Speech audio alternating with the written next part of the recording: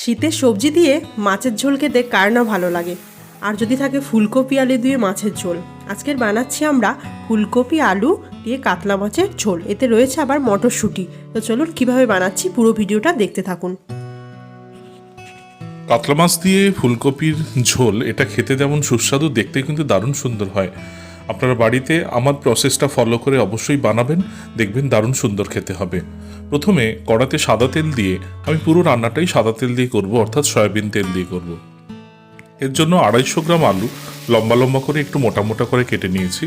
আলু এবং ফুলকপিগুলোকে ভালো করে ভেজে নিতে হবে। প্রথমে আলুটা ভালো করে ভেজে নিচ্ছি, একেবারে ব্রাউন করে ভেজে নিতে হবে। ব্রাউন করে ভেজে নেওয়ার পরে তারপরে এটাকে আমি একটা গামলার মধ্যে তুলে নিচ্ছি। আলুটা ভেজে নেওয়ার পরে কিছুটা তেল কমিয়ে নেব, এতটা তেলে ভাজবো না। তেলটা কমিয়ে নিয়ে ফুলকপিটা আমি ভেজে নিচ্ছি। ফুলকপিটা আলুর তুলনায় একটু কম ভাজবো। ফুলকপিটাও হালকা ভেজে নেওয়ার পরে এটাকেও আমি ওই একই গামলার মধ্যে তুলে নিচ্ছি। আলু এবং ফুলকপি দুটোই ভাজা হয়ে গেলে তারপরে কড়ার মধ্যে আরেকটু সাদা তেল দিয়ে আমি 5 পিস কাতলা মাছ, বড় বড় সাইজের কাতলা মাছ, এটাকে ভালো করে ভেজে নিচ্ছি। বাড়িতে আমরা যেভাবে নুন হলুদ মাখিয়ে ম্যারিনেট করে মাছ ভাজি, সেইভাবেই আমরা মাছটা ভাজছি। আপনারা কিন্তু এই পদ্ধতিতে পুরো রুই মাছও বানাতে পারেন, মানে রুই মাছ দিয়ে ফুলকপি আলু দিয়ে পুরো একই হবে, শুধু কাতলার জায়গায় সেটা রুই মাছ দেবেন, মানে যাদের রুই মাছ দিয়ে করতে চাইবেন। তবে দেশি কাতলা দিয়ে ফুলকপির মাছের ঝোল আলু দিয়ে এর স্বাদটা কিন্তু অতুলনীয় হবে। আপনারা বাড়িতে অবশ্যই এই শীতে একদিন বানিয়ে ফেলুন, দারুণ সুন্দর জব্বর খেতে হবে। মাছটাকে ভেজে নেওয়ার পরে এটাকে আমি প্লেটের মধ্যে তুলে নিচ্ছি। অল্প একটুখানি তেল কমিয়ে নিয়ে আমি দুটো পেঁয়াজ একেবারে পাতলা পাতলা করে স্লাইস করে কেটে নিয়েছি। পেঁয়াজটা কেটে এর মধ্যে দিয়ে দিচ্ছি। একটু দেখানো হয়নি, এর মধ্যে ফোড়ন হিসাবে দুটো গোটা গরম মশলাও দেওয়া রয়েছে, অর্থাৎ দুটো এলাচ আর দুটো লবঙ্গ আর অল্প একটু দারচিনি দিয়ে পেঁয়াজটা কিছুক্ষণ ভাজতে ভাজতে 1 চামচ চিনি দিয়ে দিয়েছি, শুধুমাত্র একটু কালার আর টেস্টটাকে বাড়ানোর জন্য। এরপর আদা এবং রসুনের পেস্ট দিয়ে দিয়েছি 2 চামচ আদা রসুন বাটা। এরপরে একটা টমেটো, সেটাকে পাতলা পাতলা করে কেটে আমি এর মধ্যে দিয়ে দিচ্ছি। টমেটোর 6টা টুকরো করে কেটেছি, অর্থাৎ একটা টমেটোর 6টা টুকরো করে কেটেছি। 4টে টুকরো এখন দিলাম, 2টো টুকরো পরে দেব। দিয়ে দিচ্ছি স্বাদ মতো নুন, লঙ্কা হলুদ গুঁড়ো 1/2 চামচ করে, আর 1 চামচ কাশ্মীরি লঙ্কার গুঁড়ো, শুধুমাত্র কালারটাকে সুন্দর করে আনার জন্য।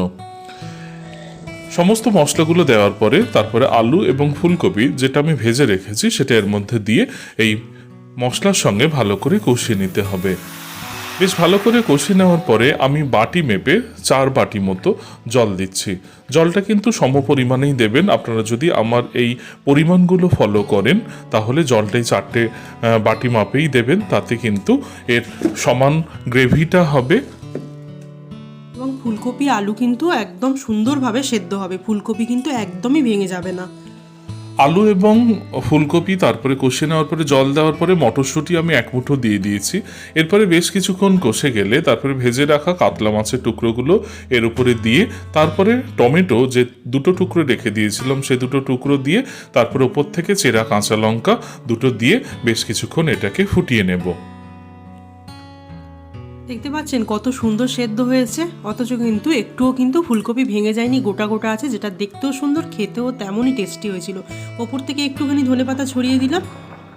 আর রান্নার একেবারে শেষের দিকে আমি 1 চামচ গরম মশলার গুঁড়ো ছড়িয়ে দিচ্ছি। এটা কিন্তু স্বাদটা কিন্তু আরও বাড়িয়ে তুলবে। রান্নাটার আর কোনো মশলা দেওয়ার নেই। দেখুন রান্নাটা প্রায় হয়ে গেছে, আমি এটাকে সার্ভ করে দেব। দেখুন কতটা সুন্দর সেদ্ধ হয়েছে, আলু এবং ফুলকপি দুটোই দারুণ সেদ্ধ হয়েছে। আর শীতকালে এইরকম ঝোলটা রাখলে এটা আরেকটু বসে যাবে।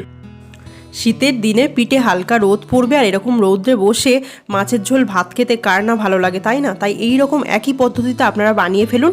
অবশ্যই কমেন্টের মাধ্যমে আমাদের জানাবেন কেমন হয়েছিল খেতে, আর অবশ্যই করে কিন্তু বানাবেন আপনারা। আপনাদের একটা কমেন্ট কিন্তু আমাদের অনেকটা মোটিভেট করে, আমরা আরও অনেক সুন্দর সুন্দর আপনাদের সামনে অনেক ভিডিও তুলে ধরবো।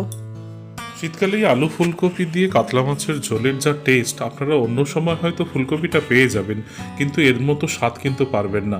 তাই অবশ্যই আমার এই প্রসেসটা ফলো করে এবং সম পরিমাণটাকে ফলো করে রান্নাটা বানাবেন, দেখবেন দারুণ সুন্দর খেতে হবে।